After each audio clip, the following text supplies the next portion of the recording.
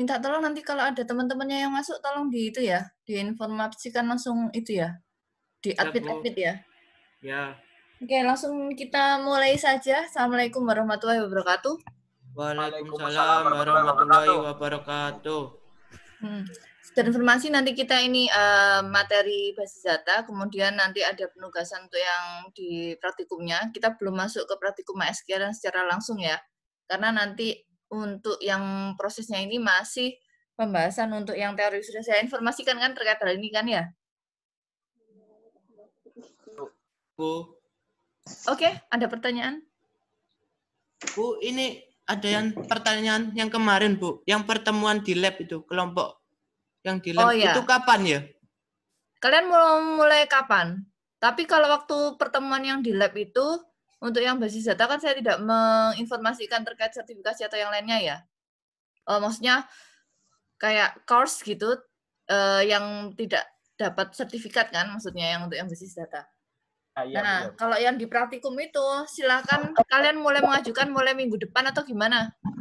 Karena nanti prosesnya ketika teman-teman masuk, otomatis pembahasannya itu adalah DML, DDL, sama instalasi untuk yang MySQL-nya. Seperti itu. Tapi suratnya harus kalian bikin. Contoh suratnya seperti ini. Tunggu ya. Saya share ke Dimas ya. Ya. Suratnya.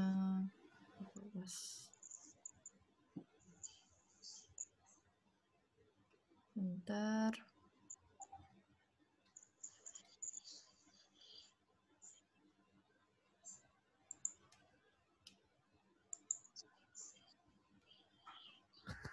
Seperti surat peminjaman lab. Tidak pernah tahu kah? Saya ada. Itu nanti dikumpulkan di mana, Bu? Maksudnya? Suratnya itu yang tadi. Iya, langsung kalian kasihkan ke Briski tanda tangan, terus dikasihkan ke Pak Pugu. Oh. Nah, ini. Kalau yang ini ada kopnya, kalau kalian tidak perlu ada kopnya, tidak apa-apa. Atau menggunakan kopnya apa Fakultas Teknik juga nggak apa-apa. Ya. Sebentar.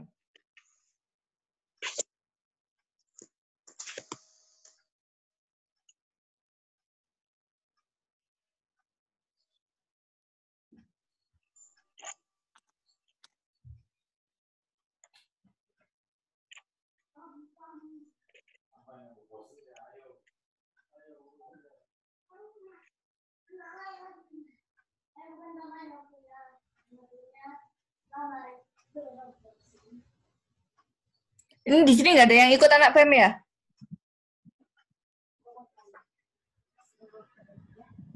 Mau ngapain ya?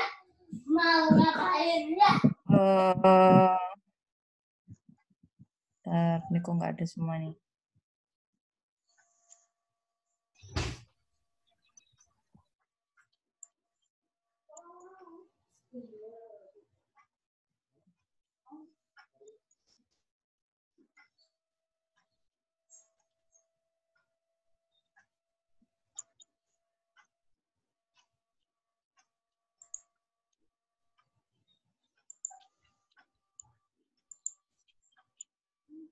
Nggak ada yang jadi anggota PEM kah? Belum, Bu. Belum bisa daftar. Oh, belum. Oke, nggak apa-apa. Lanjut aja. Jadi nanti saya kasih suratnya ke Dimas. Nanti Dimas mulai settingkan mulai minggu depan juga nggak apa-apa. Untuk pembagian labnya ya. Kemudian kalau misalkan pembahasannya langsung DDL, DML. Tapi pengerjaan praktikumnya tolong tetap dikerjakan yang di Bu Rizky itu ya. Jadi praktikum mulai SQL itu praktikum ke-6, ke-7 harusnya. Ke-6, ke-7, ke-8, ke-9, ke-10 gitu ya.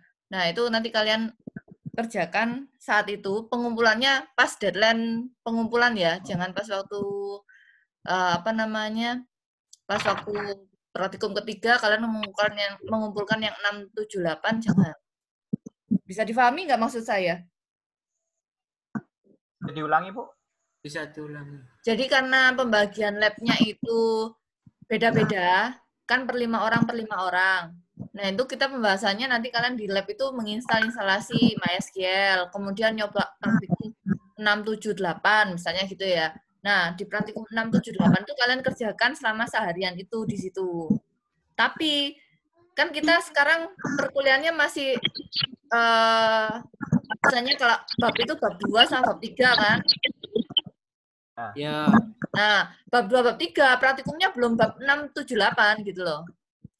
Tapi karena aksesnya kan bergiliran, makanya kalian harus mencoba. Nanti berikutnya yang anak minggu berikutnya ada yang menggunakan lab itu juga. Ya udah dia instalasi MySQL gitu loh. Instalasi MySQL kan nanti ketika waktu bab 6 gitu kan, maksudnya Bu Rizky. Soalnya bab awal itu kalian harus benar-benar tahu kenapa sih kok harus bikin desain, kenapa sih kok harus pakai normalisasi, kenapa sih aku harus belajar aljabar SQL gitu ya. Kenapa sih kok harus pakai database relasional gitu. Nah, itu kan masih dibahas-bahas di awal. Nah, nanti pas waktu 6, 7, 8, kalian kan praktikumnya benar-benar akses ke komputer itu, kemudian kalian desain kenapa sih basis data itu seperti ini, kenapa sih perlu DDL, kenapa sih perlu DML, dan lain sebagainya. Nah, itu kalian tetap mengerjakan yang 6, 7, 8, tapi hasilnya kayak yang screenshot dan lain sebagainya tidak dikumpulkan saat itu. Tapi dikumpulkan saat kalian masuk ke praktikum ke-6, ke-7, ke-8. Nah, Bu, kalau misalnya praktikum kita masuk hari Rabu depan, itu kan praktikum ketiga. Terus kita tetap mengerjakan praktikum ketiga? Iya. Terus yang saya kerjakan di lab itu nanti praktikum berapa? 6, 7, 8 untuk akses komputernya.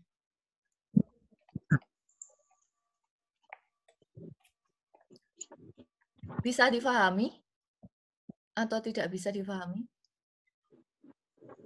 Berarti yang praktikum yang 678-nya itu dikumpulkan waktu 678, Bu? Iya, 678. Yang di sana ketika kalian penggunaan lab di UNUSA, itu yang kalian praktikum. Install MySQL. Kan saya yakin kalau misalnya kalian mau install dan lain sebagainya, PHP admin dan lain sebagainya, mau akses komputer kalian sendiri silahkan, mau tidak ya silahkan gitu loh. Oke, Bu. Nah, saya Yang cuma praktikum- menyediakan fasilitasnya di Unusa gitu loh, 5 pertemuan buat 5 orang per ketemu itu. Yang praktikum yang hari itu dikumpulkan hari itu, misalnya pertemuan yang ketiga dikerjakan hari itu, terus yang 678-nya 678-nya sendiri gitu. Iya, saat 678, tapi ketika kalian di lab, kalian mengerjakan 678. Oke, paham. Yang lainnya mengerti? Mengerti. Mengerti ya? Tugas. Jelas ya? Ya. Jadi suratnya sudah dikirim nggak? Sudah dikasih nggak ya?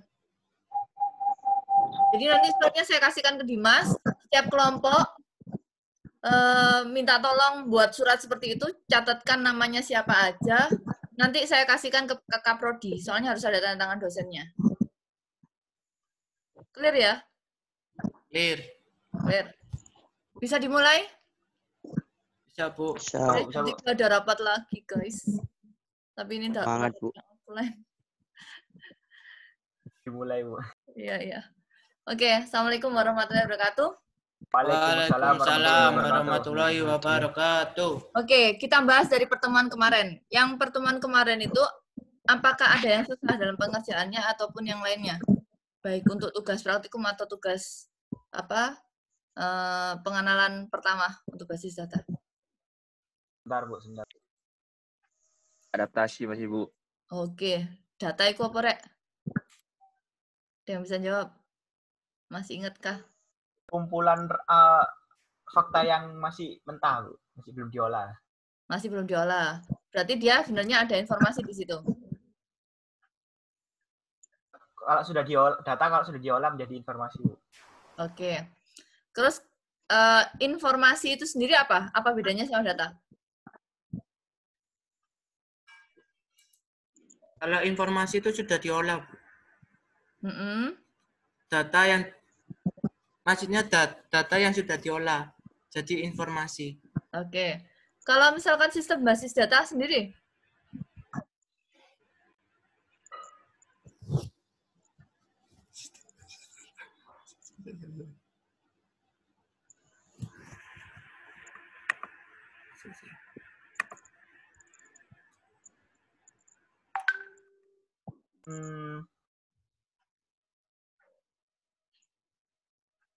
Ada yang bisa jawab? Bis kan kumpulan.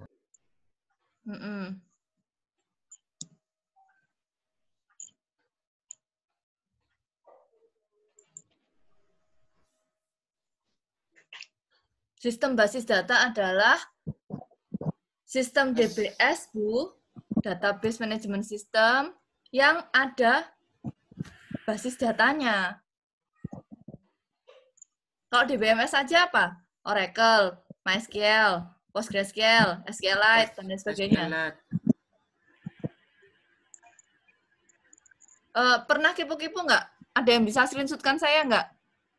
Di komputer kalian ada basis data apa?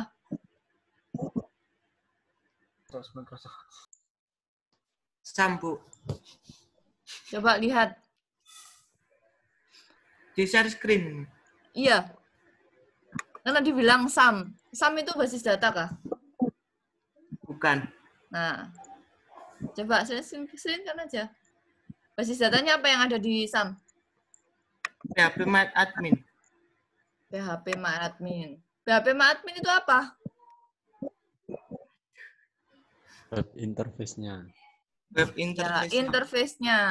Yang betul adalah MySQL. Pakai MySQL nggak dia? Kalau exam pakai MongoDB kalau nggak salah, Bu. MongoDB ya sekarang? Iya. Iya. Coba Abdi bisa share screen nggak? Biar teman-teman yang lainnya tahu.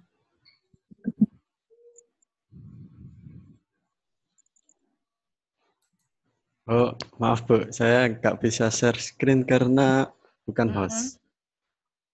Bentar. Oh, ada yang bisa share screen nggak? Rizky bisa nggak ya? Bentar.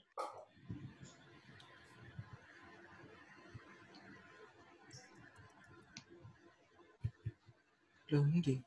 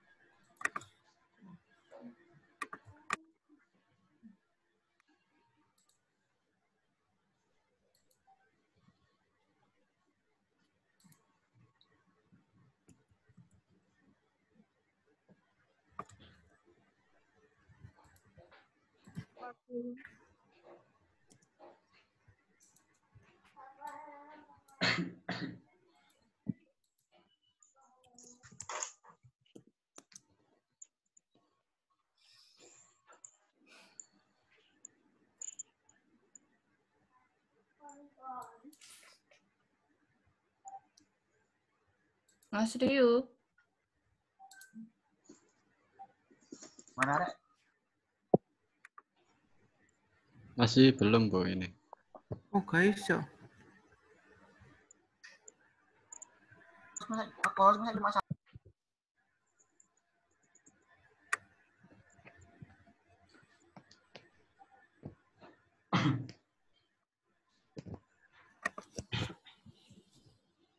This.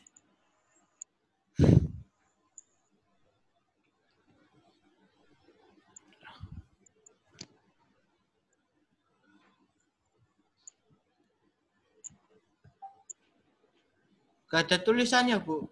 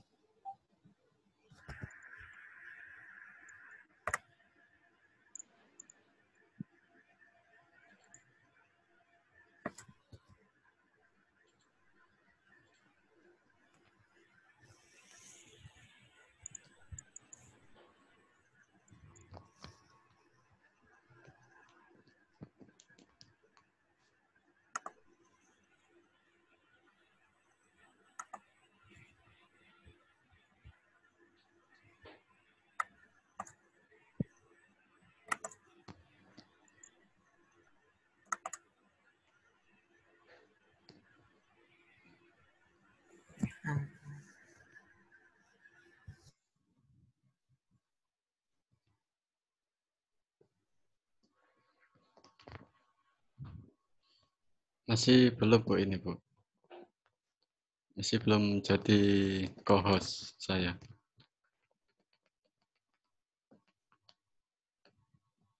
Yang tahu, Rek, yang tahu.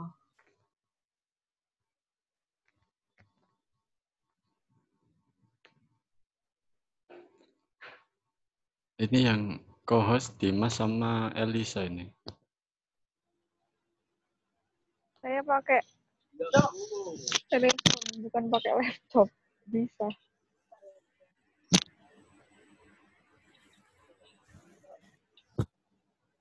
Tapi sudah saya halo ini share screen-nya. Coba di.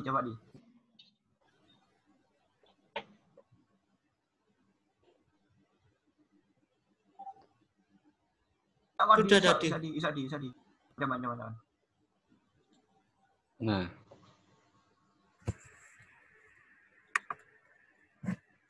Tes.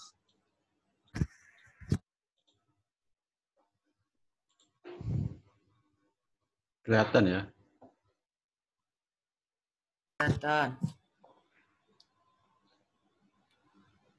Sudah, Bu, ini, Bu.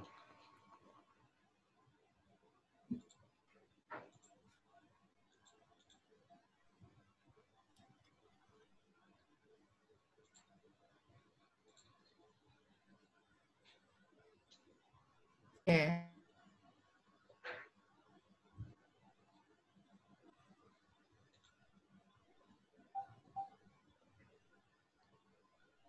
Nah, ini PHP adminnya. Masih kosong, belum ada aplikasi apapun. Oh, Belum. ini Ada. tes. Oh, hanya Cuma ngetes tes aja. Oke.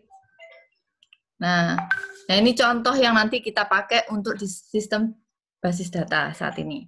Tapi nanti ke manajemen basis data, saya maunya kalian mengerti untuk manajemen basis datanya yang Oracle. Itu ya. Yang di sini hanya untuk penggunaan sederhana saja. Misalkan kalian bisa query, DDL, DML, itu tahu di sini. Nah, ini yang nanti saya minta untuk menginstal ketika praktikum di lab SI yang lantai 3 itu. Bisa difahami ya?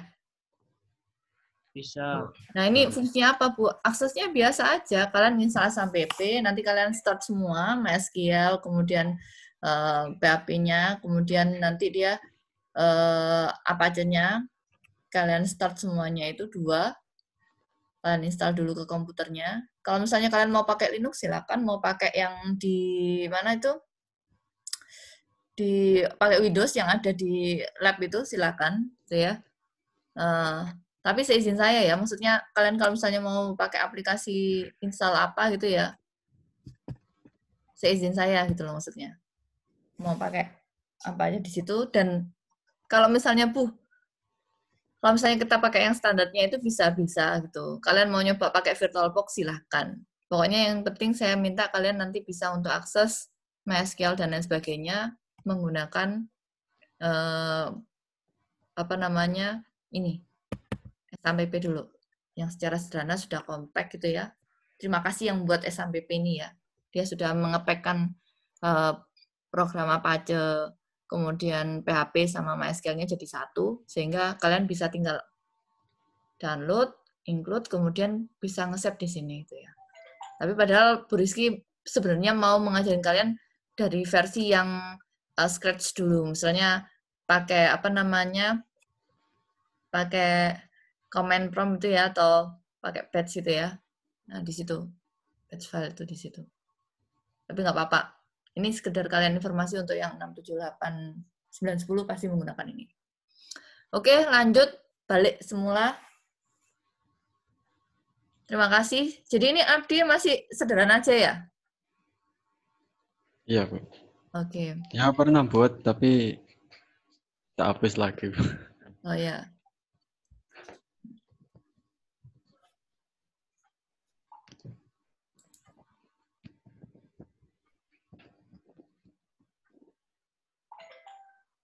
Nah, itu kalian bisa pakai yang lainnya ya.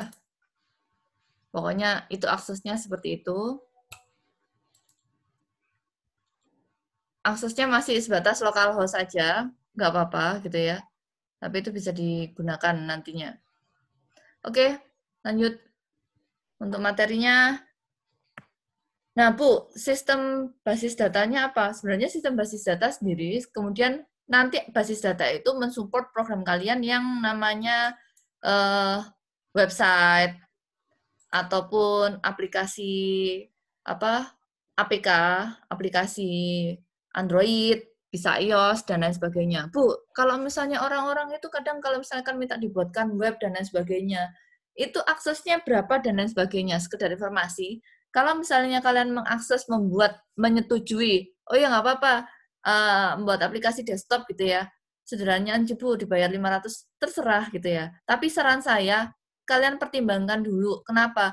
Karena akses ke database itu butuh yang namanya server juga, tergantung aplikasinya mau desktop apa enggak. Kalau misalnya hanya sebatas desktop, itu kalian lihat dulu.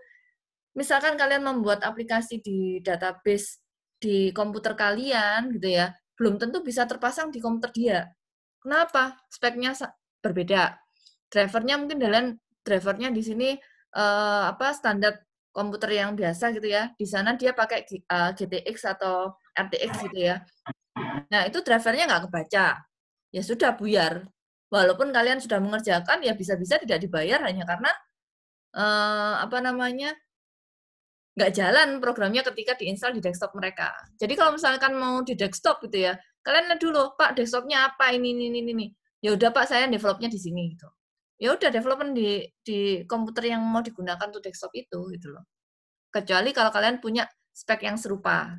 Itu yang pertama. Terus yang kedua, membangun suatu aplikasi database, itu kalian nggak bisa sendiri. Kenapa? Ya sendiri bisa gitu ya. Tapi kalian tetap butuh programmer lain, atau kalian yang jadi programmernya itu, yang menguasai untuk bahasa pemrograman lain, misalnya PHP-nya, atau Python-nya, atau Java-nya gitu ya. Untuk apa? Kalau misalkan kalian enaknya di bidang IT itu kerjanya bisa WFH gitu ya. Bisa online, bisa menggunakan namanya server gitu ya. Kalau akses sampai tadi yang diinformasikan, itu kalian menginstal dalam sebuah... Bu, Ya, kenapa? Putus, Bu, suaranya tadi. suaranya putus. Sekarang masih putus-putus. Udah. Sudah. Oke. Jadi misalkan kalian mau membuat, oh ya aplikasi web dan lain sebagainya, loh kalian tanyakan dulu, Pak, servernya dari Anda atau dari saya? Kalau dari saya, hitungkan selama setahun. Karena apa? Peminjaman server itu sewa ya, misalnya bukan beli ya. Sewa server itu yang termurah itu ada yang 500.000, kemudian ada yang 100.000, ada yang 200.000. Itu ada spesifikasinya apa? Oh, dia cuma bisanya 1 database. Oh, dia bisanya 3 database. Oh, dia bisa unlimited database. Kalau semakin unlimited berarti dia semakin besar itu aksesnya. Akses database-nya itu ya. Dan harganya pun lah mahal gitu. Jangan mau kalian menghabiskan sekitar 10 juta di depan, tapi ternyata kalian cuma dibayar cuma 150 atau 200 gitu kan. Paham maksud saya? Paham. Ada project disuruh buat ini, Bu. Oke, kalian iya. Tapi kalian nunutkan ke server perusahaan lain. Ya, jangan begitu. Lebih baik misalkan kalian develop di localhost, kemudian kalian berikan, tapi pastikan itu bisa jalan. Tapi kalau misalnya nggak bisa jalan, ya cocokkan lagi, Pak, pakai server aja, harganya sekian, jangan tertipu misalkan, oh ini server sekian, menggunakan, misalnya ya rizky.szz gitu ya, harganya cuma 10.000. Belum tentu, itu paling hanya sebatas, domainnya aja, bukan hostingnya. Domain kan ada banyak yang murah gitu ya. Nah, hostingnya itu kalian perlu lihat ada SSL-nya enggak, ada ininya enggak, ada aksesnya enggak gitu, dan lain sebagainya. Itu yang perlu kalian cek masing-masing kalau misalnya kalian mau develop sistem besar tuh ya. Tapi ini semester berapa ini? Berapa? 3, Bu. 3. Ngambil pemrograman web, enggak? Itu semester Kan semester 4 itu, Bu. Semester 4 ya? Nah, itu kalian gabungkan dengan pemrograman web. Kenapa? Ketika kalian memprogram web, kalian udah bisa query sederhana untuk DDL-nya untuk masangkan ke basis datanya ke web itu gitu loh. Paham di sini ya? Jadi kita di sini itu sebelum untuk membuat versi komplitnya aplikasi bla bla bla gitu ya, itu kalian harus paham betul gimana sih basis data, apa saja sih yang dibutuhkan, apa aja sih yang bisa dipakai, kenapa kok basis data itu penting di perusahaan gitu ya. Kenapa orang basis data pun dia kalau misalnya tetap include ilmunya itu sampai mahir dan sampai expert gitu ya, dia bisa menjadi data engineer atau data analis gitu.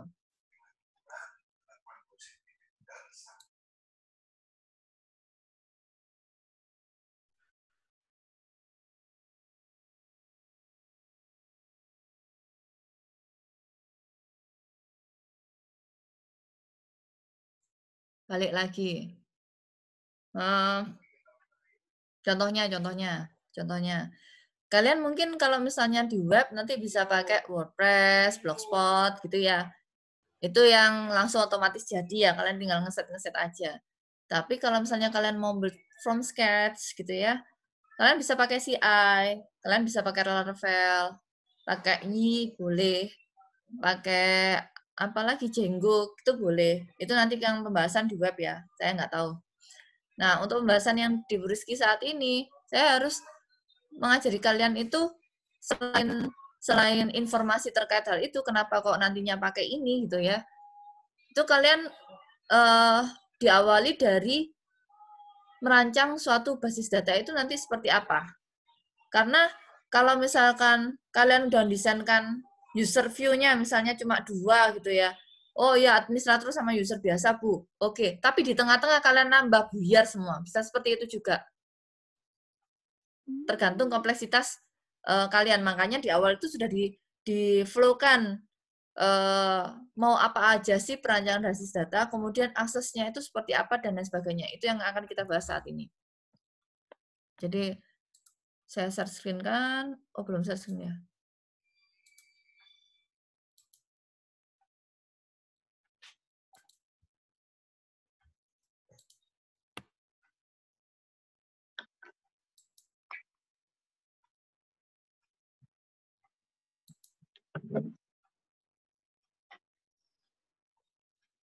Boleh kelihatan ya?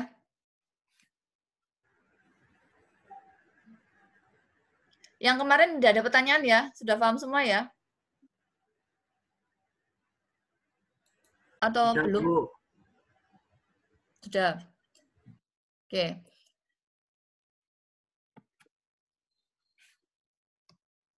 Nah, kita bahas saja. Jadi, basis data kemarin, pembahasan tentang sistem data, basis data, ya sistem basis datanya itu sendiri gitu ya. Kalian sudah paham. Nah, siklus dan istilah yang ada dalam basis data itu sebenarnya itu diawali dari adanya namanya database planning. Jadi perencanaan basis datanya seperti apa. Kemudian system definition. Sistem definisi itu apa namanya, definisi dari sistem yang mau kalian buat tuh nanti apa gitu ya. Kemudian dilihat lagi requirement collection sama analisis. Jadi analisis kebutuhan sistemmu kamu membuat tuh buat apa? Kan nggak mungkin misalnya saya belajar database, oke belajar aja database gitu ya, selesai gitu. Kemudian saya mau mengimplementasikan, baru saya tahu bahwa nanti aplikasi itu akan dimanfaatkan oleh siapa dan untuk apa gitu kan. Tapi kalau misalnya sudah tahu seperti itu, berarti kan saya tinggal menanyakan, oh usernya itu mau sistemnya itu seperti apa sih? Ataukah saya sendiri yang sebagai user yang butuh basis data itu terbuat. Jadi saya yang mendefinisikan dan menganalisis kebutuhan sistem saya itu nanti seperti apa, gitu ya. Dari sudut pandang saya, gitu ya. Nah, analisis kebutuhan sistem itu nantinya kita pakai untuk pengembangan selanjutnya ke desain database, keempat ya, desain database. Kemudian kita seleksi DBMS yang cocok itu apa, gitu. Kemudian setelah itu baru adanya desain aplikasi, kemudian prototyping, implementasi, kemudian adanya data warehouse, testing, dan operation maintenance. Nah, untuk prototyping dan implementation itu biasanya nanti pembahasan ketika di semester 4 ada yang manajemen basis data itu ya, di mana kalian benar-benar aplikasi desain yang kalian pakai saat ini, kemudian kalian pengenalan DML dan DLL, itu kalian organisasikan ke dalam sebuah aplikasi pada bab manajemen sistem. Nah, ketika bagian data warehouse testing dan operational maintenance, ini lebih ke data warehouse dan data mining, di mana nanti di situ dari data yang kalian buat, itu nanti konversinya gitu ya, seperti apa gitu ya. Kalau penggabungan dari berbagai basis data, di mana dia itu sama, kemudian dia ditambahkan ke basis data yang full, nah di situ dilihat OLAP-nya seperti apa, OLTP-nya seperti apa, kemudian kalian gabungkan. Tuh. Itu di sini. Dan seterusnya, Bu, masing-masing itu seperti apa? Oke, kita bahas. Untuk yang data, sepertinya kalian sudah paham ya. Data mentah, rekaman data, dan lain sebagainya, sistemnya seperti apa, interaksinya seperti apa, input-outputnya, prosesnya seperti apa, itu harus tahu. Itu namanya sistem. Apalagi kalian sistem informasi ya. Nah, nantinya kalau di sistem informasi, itu siklus basis data itu seperti ini. Kalau misalnya ada yang mau skripsi data warehouse, data mining, silakan. Mau skripsi tentang testing dan evaluasinya, silakan. Mau tentang database-nya, silakan. Masing-masing punya plus dan minus sendiri. Tapi kalau misalnya kalian bisa semuanya, itu kalian pasti tahulah kenapa kok saya misalnya mau bikin APK harusnya pakainya itu SQLite, bukan pakai PHP MyAdmin dan lain sebagainya gitu ya, untuk akses kebutuhan Android gitu. Kenapa kok pakai SQLite, kok nggak pakai yang lainnya? Itu alasan tersendiri pemilihan dalam seleksi DBMS itu ada. Nah, pertama untuk yang database planning. Jadi, database planning atau perencanaan basis data biasanya itu aktivitas manajemen untuk merealisasikan tahapan database application life cycle itu yang efektif sama efisiennya seperti apa. Jadi perencanaannya bisa mencakup mengumpulkan datanya kayak apa, format datanya seperti apa, tipe data yang digunakan apa, kemudian dokumentasi yang diperlukan untuk mengakses datanya itu seperti apa, kemudian membuat desainnya dan implementasi. Ketika implementasi, ini biasanya implementasinya itu ada dua, implementasi ke database itu sendiri atau implementasi ke pemrograman yang penggabungannya itu, mau implementasi dengan Python atau dengan Java atau dengan yang lainnya. Nah, strategi untuk sistem informasi yang berkaitan erat dengan perencanaan sistem basis data, itu biasanya kita identifikasi rencana sama sasarannya. Jadi nanti basis data ini mau dipakai siapa sih? Mau dipakai SD kah? Mau dipakai SMP kah? Atau mau dipakai universitas kah? Atau mau dipakai perusahaan? Atau suatu organisasi ya? Atau mau dipakai apa namanya? Misalkan yayasan penggemar buku gitu ya, yayasan Indonesia Menulis misalkan. Nah, itu kalian harus lihat rencana dan sasaran organisasi yang akan menggunakan sistem informasi kalian. Kemudian datanya apa saja. Kemudian nanti di situ kolom yang dibutuhkan apa saja. Itu kalian harus melihat planning-nya itu kayak apa. Nah, ketika ada planning, berarti kan ada target kan?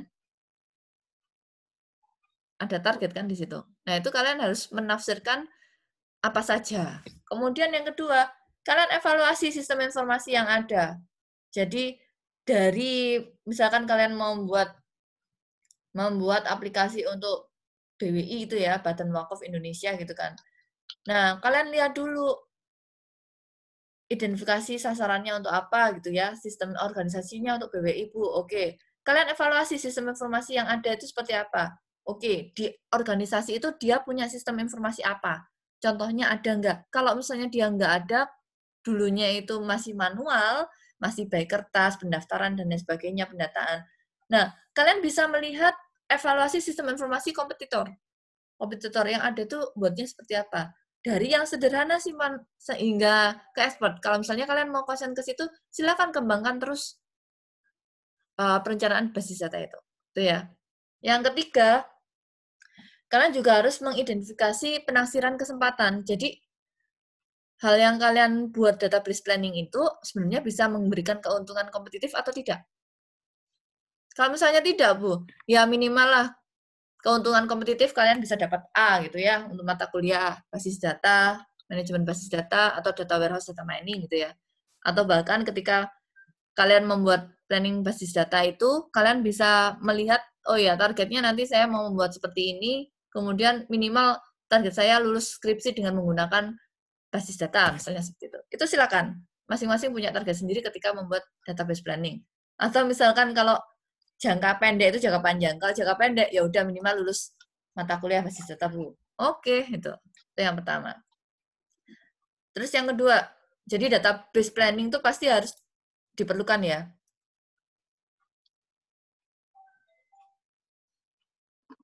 Udah.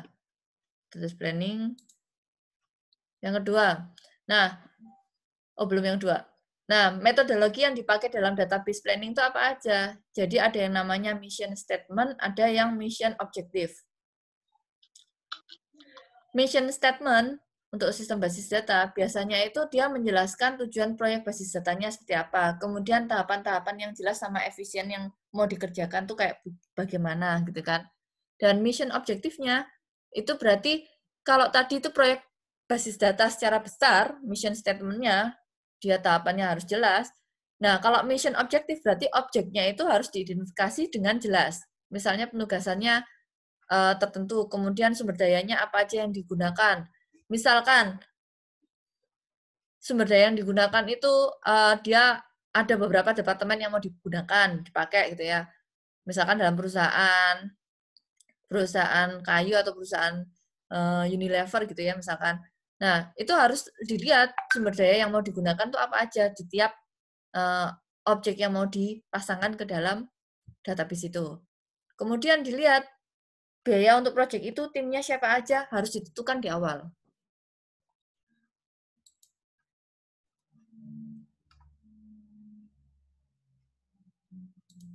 Loh. Kok jadi begitu? Sorry. Mencet apakah diriku?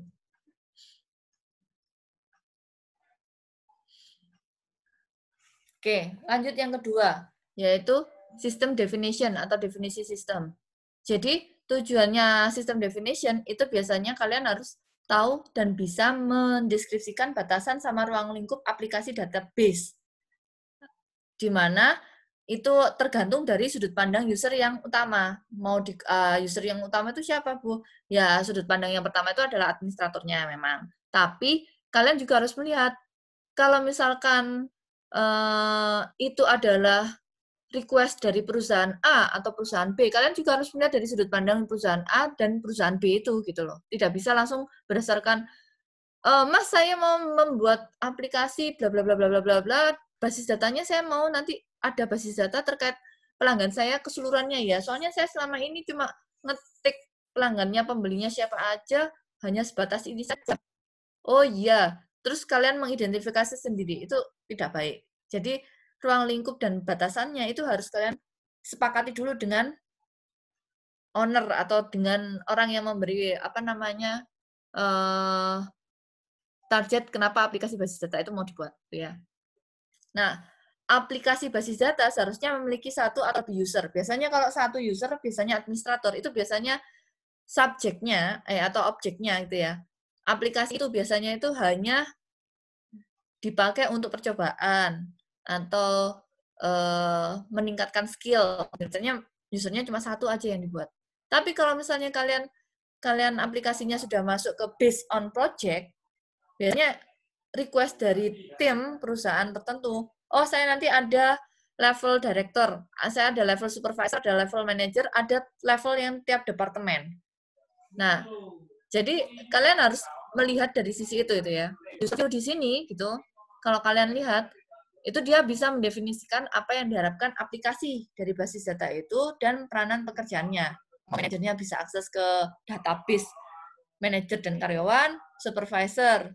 Manajer bisa akses ke database supervisor, karyawan sama produknya, supervisor hanya bisa mengakses karyawan yang ada di bawah supervisinya, karyawan hanya bisa mengakses karyawan itu saja. Jadi dia bisa mengakses gaji, biodata, kemudian form cuti, dan lain sebagainya ya. Nah, kalau misalkan dia berdasarkan peranan aplikasi perusahaan, pemasaran, personalia atau HRD, produksi, atau bahkan ke bagian finance gitu ya. Nah, itu hanya berdasarkan peranan timnya itu sendiri. Seperti itu. Bisa difahami kah sampai di sini? Kalau nggak paham, langsung tanya sama Bu Rizky ya. Takutnya saya itu terlalu cepat. Kalian nggak paham. Enggak, Bu. Ya, Bu. Oke. Jadi, untuk identifikasi user view gitu ya. Fungsinya untuk apa? Nah, ini bisa membantu pengguna user basis data atau administrator ya untuk mengidentifikasi nanti pengguna web itu siapa aja sih.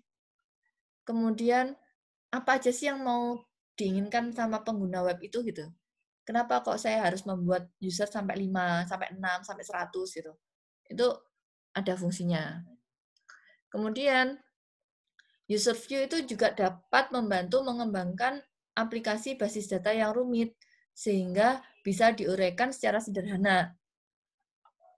Jadi ada sub-sub bagian yang lebih sederhana, misalkan kalau misalnya usernya cuma satu administrator gitu ya, kemudian administrator bisa melihat karyawan, gaji karyawan, pengisian biodata, dan lain sebagainya gitu ya.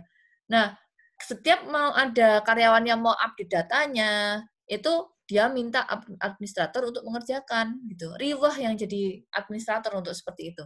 Tapi kalau misalnya administrator dia memberikan user karyawan sendiri gitu ya, nanti karyawannya bisa update otomatis tiap bulan atau tiap tahun terkait pekerjaannya, terkait datanya, terkait dia mau cuti dan lain sebagainya. Jadi administrator itu tidak perlu direpotkan untuk mengerjakan semua basis data yang bahkan rumit ketika administrator memegang suatu perusahaan, karyawannya ada 15.000 orang gitu ya. Kemudian dia disuruh, oh, Mas, saya update data dong. Data saya ini terkait hal ini, seperti ini. Gitu.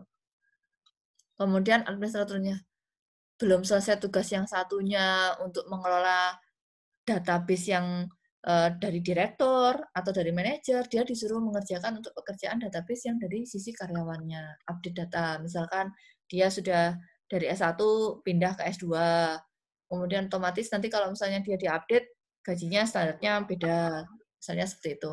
Nah itu kan riwah, tapi kalau misalnya karyawannya update sendiri kan nanti enak di sisi administratornya, tinggal dia mengokekan gitu, udah oke, sistemnya udah benar, tidak ada yang error. Nah itu kan lebih enak.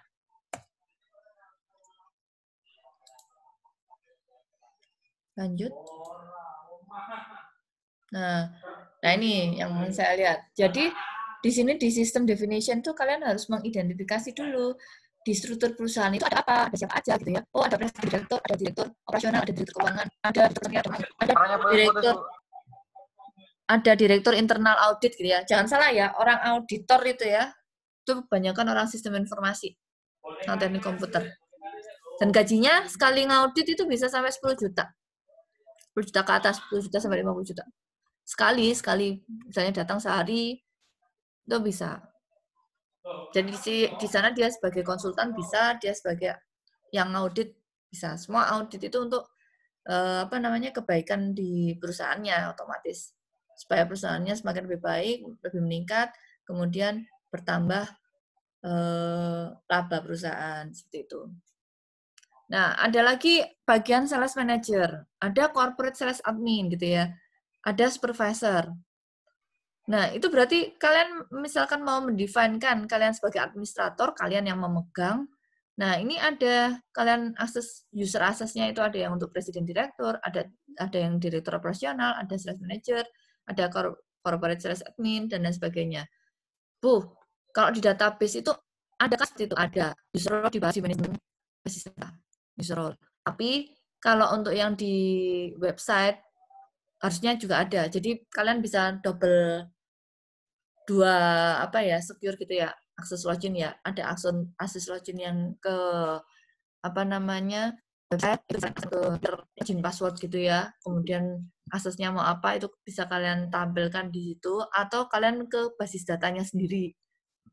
Basis datanya kalian settingkan, oh basis data ini misalnya ada basis data besar gitu ya, kalian view kan. Untuk yang direktur bisa view semuanya, yang direktur keuangan hanya sebatas produk sama harga keuangannya aja atau apa, itu bisa kalian settingkan di situ.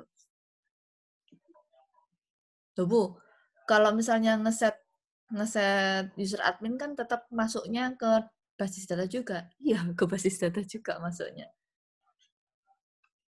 Tetap semua seperti itu. Ini contoh ya. Nah, ini misalnya satu perusahaan, itu supervisor. Supervisor sendiri, dia bisa membawa misalnya supervisor, sales admin, ada salesman, ada helpernya. Bahkan bisa ke akses ke admin gudang, office boy, satpam, helper gudang. Nah, pertanyaannya, Bu Rizky, perlu nggak satpam itu akses ke website? Perlu, Bu. Perlu, Bu. Untuk apa? Untuk absen jam kerjanya, Bu. Misalnya datang jam 7, kita datai untuk satpamnya itu. Oke. In. Office boy Ada juga? tamu juga, Bu. Oh, tamu juga. Iya. Oke, tamu guest ya. Berarti ada user guest juga, ya. Nah, itu kalian bisa ngesetnya itu di database awalnya. Kalau udah tahu database awalnya mau dibuat seperti ini fungsinya apa, dan lain sebagainya, nanti kalian ketika buat aplikasi, kalian sudah otomatis, oh ya, perlu ini gitu. Jadi define di awal penting. Oke? Oke. Bu. Ada yang mau ditanyakan? Enggak. Saya tanya, Bu. Oke, silakan. Yang audit itu ngapain ya, Bu? Audit, Dim. Ya ngaudit sistem Ya, informasi. contohnya seperti apa, Bu? Saya masih belum paham. Jadi seorang auditor itu melihat dari tingkat confidentiality, availability, sama sekuritas ya. Jadi Iya. kalau misalkan contoh SIM Unusa gitu ya, Ya. SIM Unusa diaudit nih sama Briski misalnya. Nah ternyata loh, kok misalkan dosen gitu ya, kok bisa melihat seluruh akses seluruh mahasiswa gitu. Padahal dosen tersebut kan bukan sebagai kaprodi atau sebagai dekan gitu. Nah, temuan itu whole. Kenapa? Ya karena itu tadi gitu. Harusnya availability itu dilihat, yang bisa mengakses misalkan data mahasiswa, yang mahasiswa itu sendiri, dan orang-orang yang punya jabatan. Jadi tidak tiap dosen bisa mengakses Anda, gitu, sistem Anda. Nah, kemudian dicek lagi itu untuk dari segi sistem ya. Dari segi pengorganisasian gitu ya. Oke, ini produk harusnya tingkat sekuritasnya harus tinggi gitu kan. Iya. Nah, misalkan komputer perusahaan gitu ya, produknya berupa komputer perusahaan gitu ya. Harusnya yang bisa akses kan pegawainya. Iya. Ya. Ya. Pegawainya kan, karena ada informasi data perusahaan yang penting. Loh, ternyata satpam kok bisa akses? Temuan itu. Bisa dipahami? Jadi misalkan saya audit gitu ya. Oh, ini komputer ya? Iya, yang punya usernya siapa aja gitu. Oh, ini. Oke, masuk gitu kan. Ya. Ada file namanya secure file gitu ya. Ada kan pasti perusahaan tuh punya secure file, misalnya data perusahaan tuh yang penting tuh contohnya data customer. Ya kan? Ya. Kemudian data supplier. Kan nggak mau dong kompetitor yang lain gitu ya. Misalnya kita sama-sama jual baju, kompetitor yang lain tahu dong supplier saya itu dari mana, saya bisa dapat harga baju harganya Rp10 gitu. Dia dapat harganya 100 ya. Otomatis Rp10 supplier saya kan, supaya dia tetap melayani saya, nggak saya share ke kompetitor kan? Ya. Nah, ternyata gitu ya, saya memanggil satpam, Pak, bisa masuk sebentar ke sini gitu. Bapaknya masuk, Pak, silakan login ke sini. Dia login pakai aksesnya dia. Ternyata dia bisa masuk ke komputer. Itu udah. Oh, bisa masuk ke komputernya, nggak apa-apa, nggak masalah gitu ya. cuma hanya sebatas absen. Tapi ketika saya cek, oke Pak, terima kasih, saya pinjam dulu usernya. Ketika saya cek, loh, kok Bapak ini walaupun sebagai satpam, dia bisa mengakses file secure tadi. File customer, file apa gitu ya, supplier. Ya, barangkali satpamnya itu mau kepo dah. Apa dia bisa akses sehingga bisa kepo, oh ini customer, rekeningnya sekian, dia beli di perusahaan ini tuh sekian-sekian, wah so gigi, ayo pisan, nah, telepon sama satpamnya. Ya nggak bisa seperti itu juga gitu loh. Itu contoh yang lainnya ya. Berarti kan sistemnya nggak secure seperti itu. Padahal informasi kan juga harus kita identifikasi kebutuhannya apa, aksesnya seperti apa gitu ya. Ya. Orang tua mendaftarkan ke PPDB apa sekolah gitu ya. Nah, ketika orang tua mendaftarkan, dia memasukkan apa? Gaji kan? Iya, gaji, daftar Nah, gaji. gaji. Iya kalau gajinya misalnya 100 juta mau dilihat orang lain nih oke-oke aja. Tapi kalau misalnya gajinya cuma 0 rupiah atau bahkan dia cuma 500.000 rupiah, dilihat sama orang banyak. Apa itu secure? Enggak. Enggak layak sistem itu kalau seperti itu. Jadi yang harus tahu hanya sebatas administrator atau bahkan guru wali gitu ya, orang tua wali yang diamanahkan, dan orang tua itu sendiri atau siswa itu sendiri gitu. Availability-nya kelihatan, confidentiality-nya juga kelihatan. Kan itu data-data konfidensial kan, privacy kan? Iya. Iya, Bu.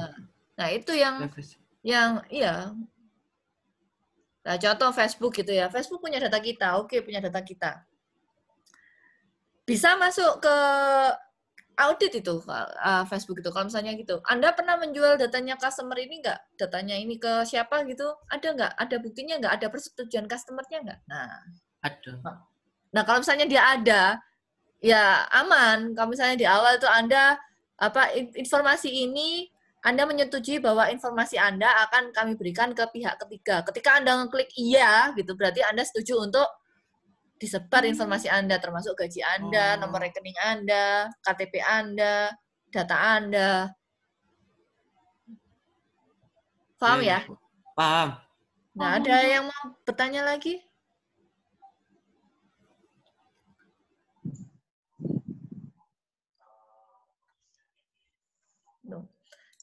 Saya lanjutkan.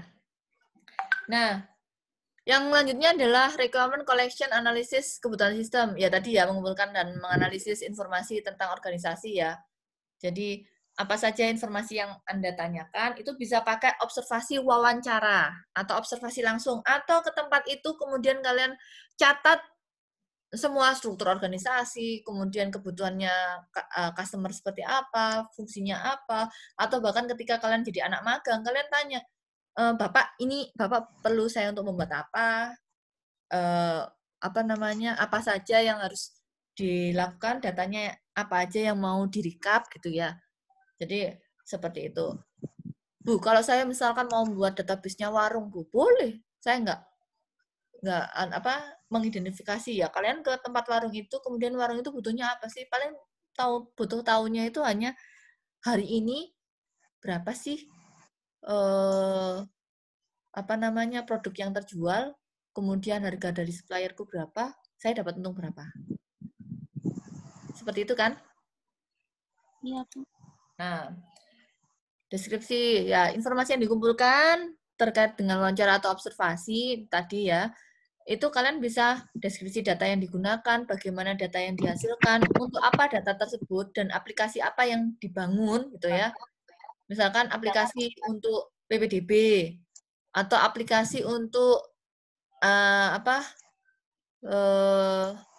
UMKM. Nah, itu kalian harus lihat apa sih yang dibutuhkan gitu ya.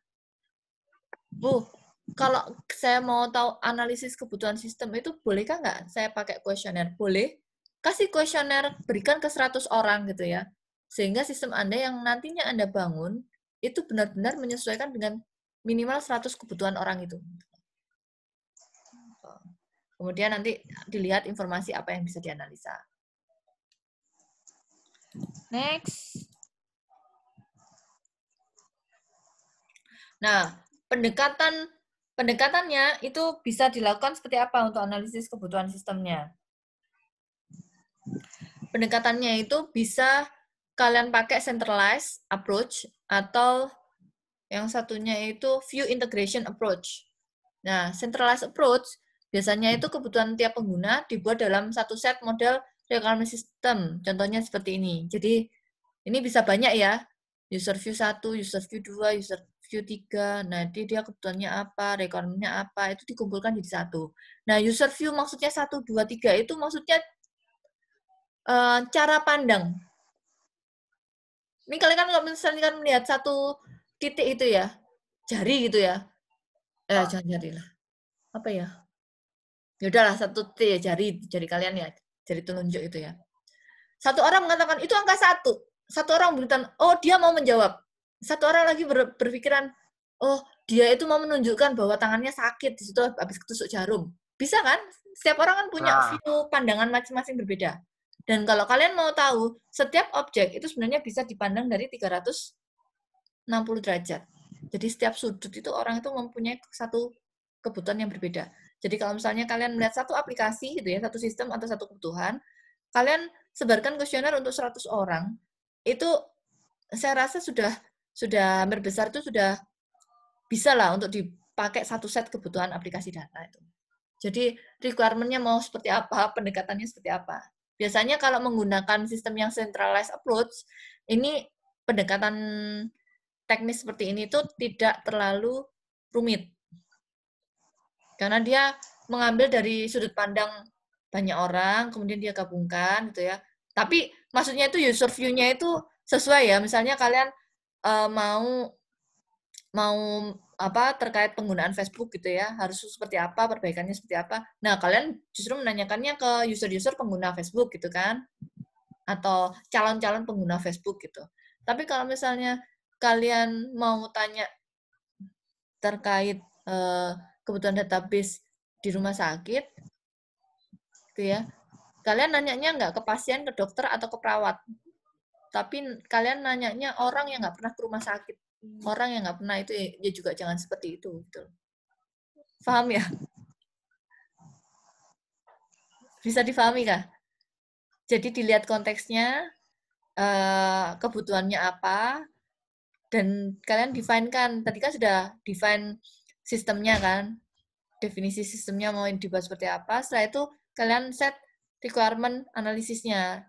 Jadi kira-kira usernya seperti apa. Nah, contoh kalian mau membuat sistem Badan Wakaf Indonesia gitu ya.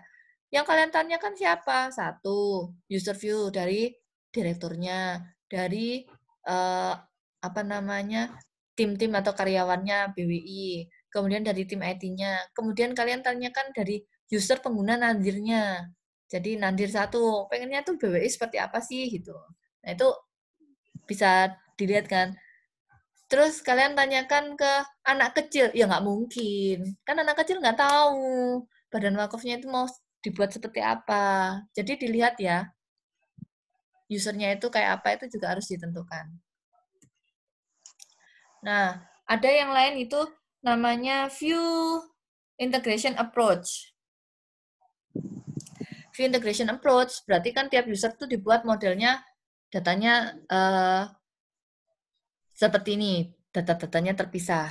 Jadi user view-nya itu satu gitu kan. Dia dipetakan menjadi A ke B, B ke C, D ke D, dan dilanjutkan. Oh, user view 3 berarti dia nanti nambah dari D, E, F gitu ya.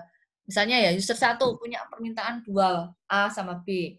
User 2 minta permintaan B, C, D, E gitu ya. Semua datanya tidak ada yang pernah kalian buang gitu ya.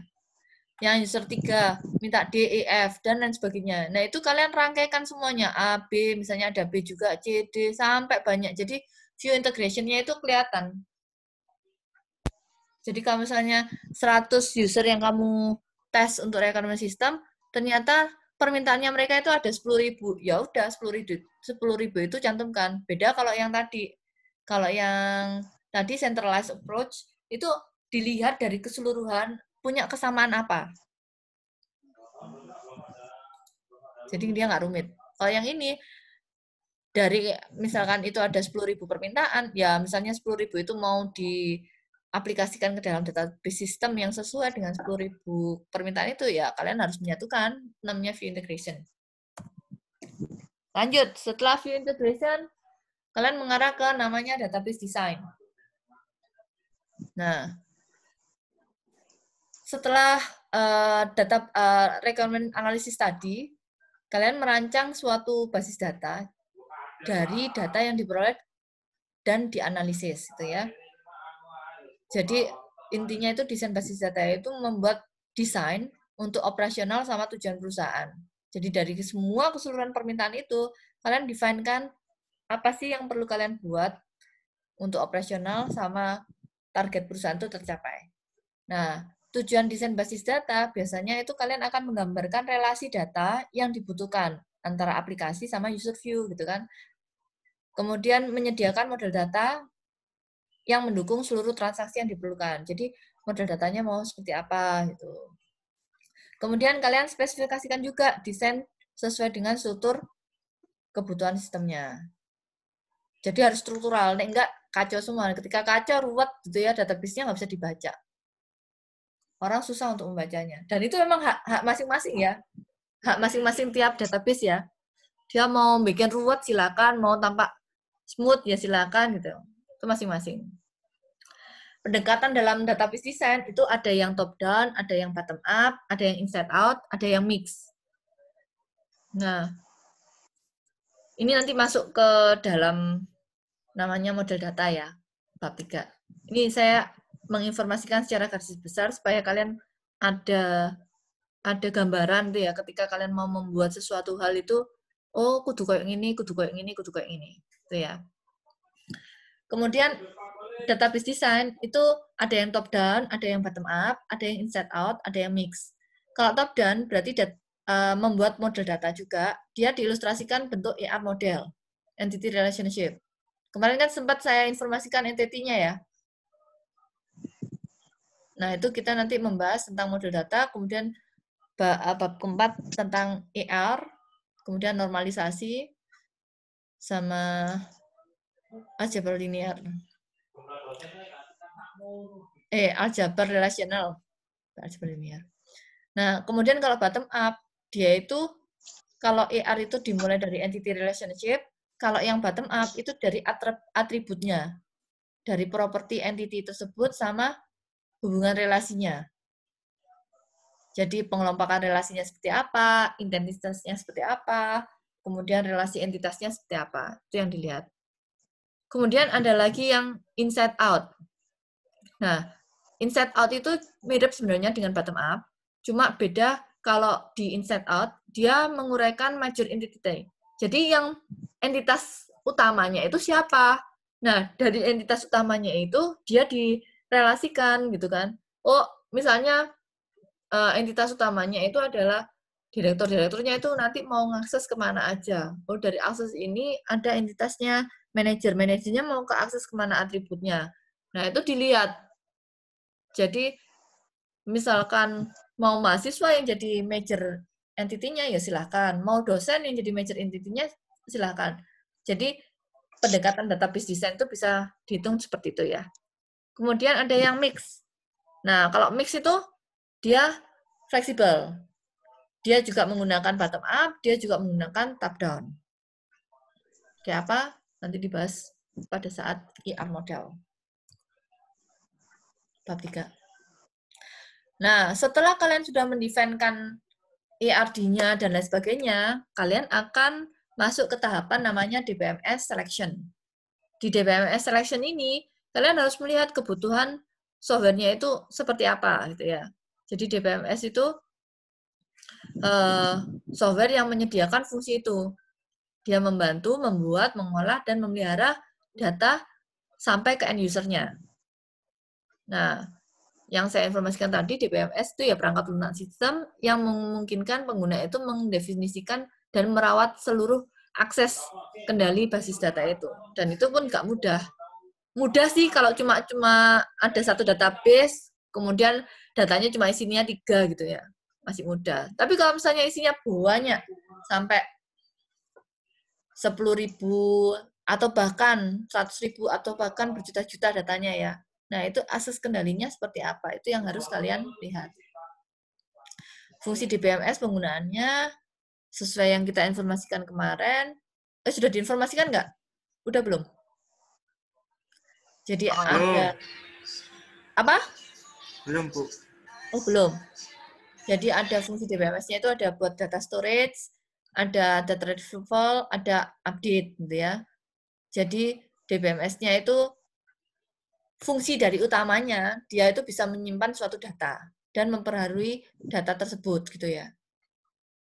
Kalau misalnya mau di online ya kalian bisa akses database DBMS yang online, yang bisa online gitu. Nah, yang kedua ada user accessible katalognya. DBMS juga bisa memberikan katalog, ada deskripsi data itemnya itu apa. Kemudian dia juga support untuk transaction. Jadi misalkan mau transaksi, datanya mau dipakai seperti apa gitu ya, per hari, per bulan, per tahun, itu bisa kelihatan. Kemudian ada concurrency control service juga. Jadi kalau misalnya banyak multiple user, dia bisa memperbarui database secara bersamaan. Fungsi database yang lain itu ada yang namanya recovery service. Jadi kalau misalnya database-nya rusak, kalian mau recovery, itu juga bisa di BMS. Kemudian ada authorization service. Misalkan dia bisa memberikan akses dan memastikan hanya user itu yang bisa akses, itu juga bisa. Jadi misalkan di database suatu web itu terlalu banyak, kemudian semuanya bisa mengakses, ya udah bisa akses semuanya. Cuma kan tergantung di programnya bisa ditampilkan apa aja itu ya. Tapi kalau misalnya mau ditekankan lagi, kalian bisa memastikan authorization service untuk database-nya sendiri gitu loh. Jadi kalau misalkan usernya karyawan, dia database-nya akses yang ke karyawan. Walaupun webnya sudah menginfokan boleh semua, tapi kalau ketika database-nya hanya bisa memberikan akses tertentu saja, ya udah itu tertentu saja yang bisa ditampilkan. Sesuai itu. Nah, support untuk data communication. Jadi DBMS juga mampu kok dihubungkan dengan software komunikasi lainnya. Ada integrity service juga. Jadi DBMS juga memastikan ada data, kemudian ada peraturan untuk perubahan data itu juga ada. Kemudian dia juga bisa memberikan layanan untuk terkait promo data independence. Itu di DBMS. Jam 2. Saya cepatkan saja.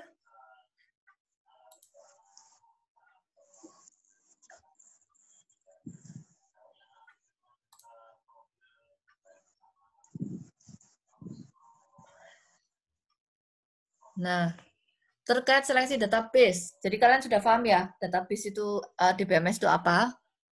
Nah, kegiatan seleksi database management system itu adalah beberapa langkah. Yang pertama itu kalian harus menyediakan waktu untuk mencari referensi. Dulu Bu Rizky bolak-balik waktu bikin aplikasi di Android itu ya, aduh, ini kok gak bisa baca, kok di Android ya? Ya di Android juga, di Raspberry itu. Install MySQL, error, install ini, error. Akhirnya sampai ketemu, oh dia itu cuma bisanya pakai SQLite di sini. Jadi masuk. Kan Raspberry itu kan kayak komputer kecil kan? Pernah lihat nggak? Microcontroller itu loh. Raspberry Pi, Arduino itu ya. Nah, di situ itu kan bisa kita instalkan sistem operasi kan. Nah, di situ sistem operasinya, kemudian kita mau mengakses database, membuat sistem website untuk yang diakses database-nya di situ, program gitu ya, misalnya program untuk pengambilan data, misalkan ke sensor-sensor gitu ya. Nah, itu nyimpennya kemana? Kan berarti kita butuh DBMS kan? Karena ada pertanyaan, data yang kita ambil di server, di sensor, mau kita simpan kemana gitu. Nah, ketika kita mau simpan di mana, berarti kan kita harus cari rumahnya. Rumahnya apa? Oke, DBMS. Nah, DBMS-nya ya apa? Ya udah kita pakai Postgre, wah buat buyar. Terus habis itu kita pakai lagi misal MySQL waktu itu buyar juga. Nah, bisanya cuma pakai yang SQLite jalan ya. Jadi percobaan-percobaan seperti inilah yang butuh waktu gitu ya. Jadi kalian harus cari. Nah, carinya itu bisa dengan eksperimen juga, bisa juga tidak eksperimen tapi referensi kalian baca dari artikel jurnal dan lain sebagainya. Kalau aplikasi seperti ini dia pakainya apa sih? Aplikasi yang ini pakainya apa sih gitu. Kemudian yang kedua, kalian catat 2 atau 3 produk yang mau dievaluasi untuk digunakan. Misalkan kalian mau pakai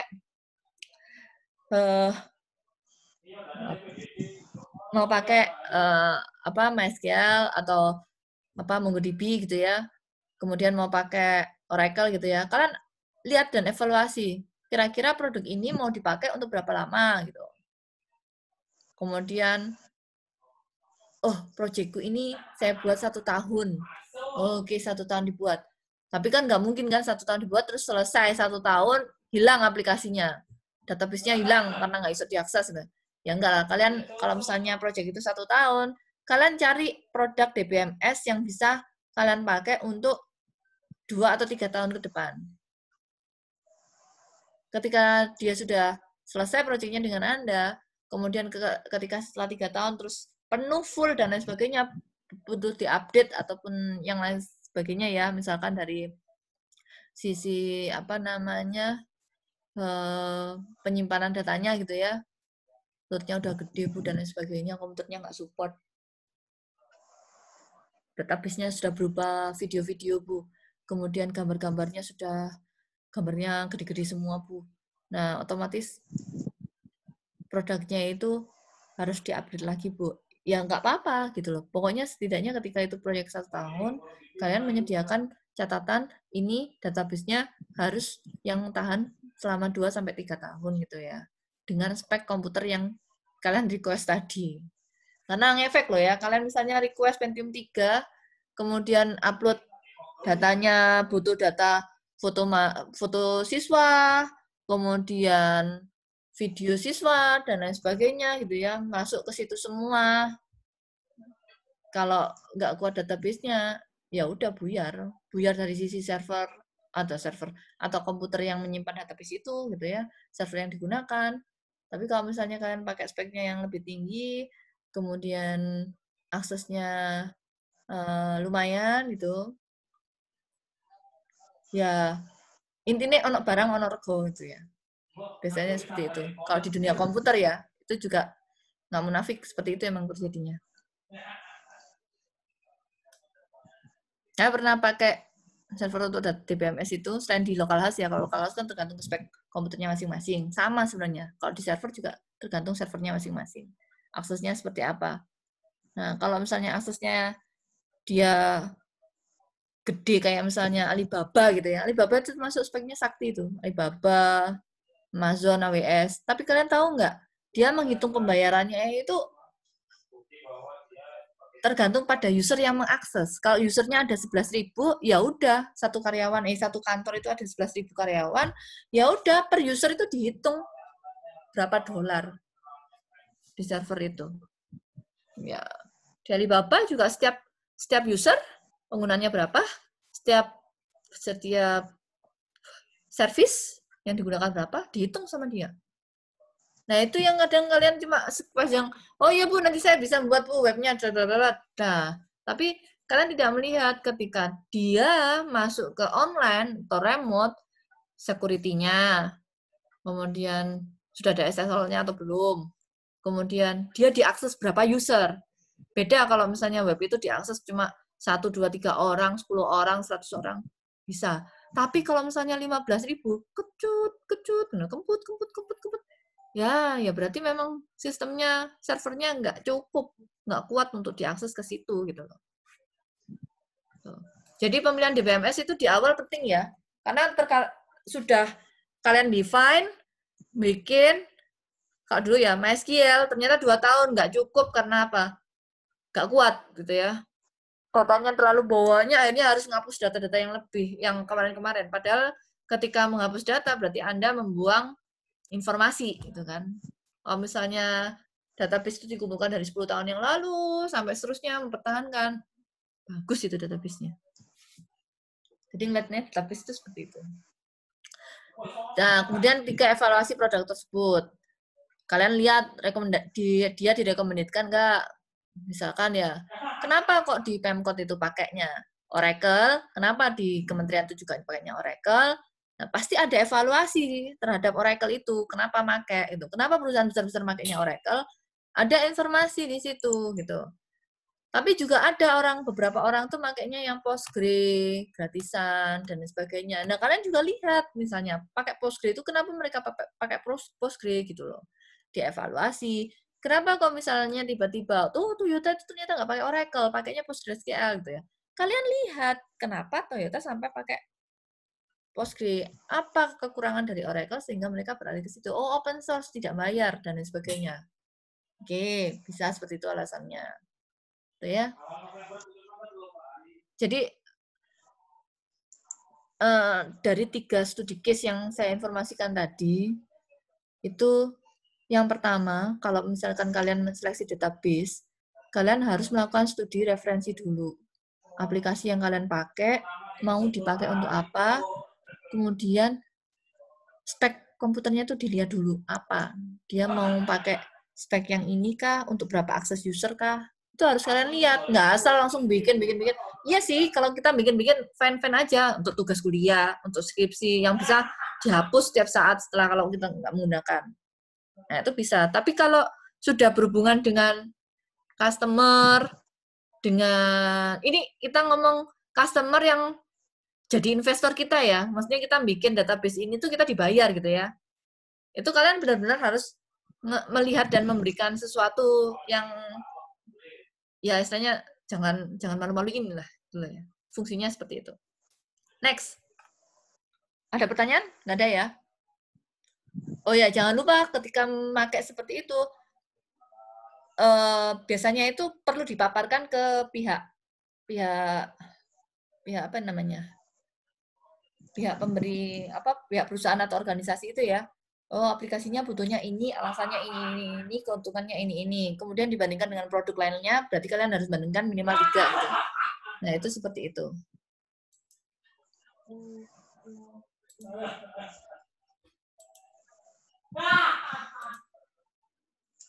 Nah,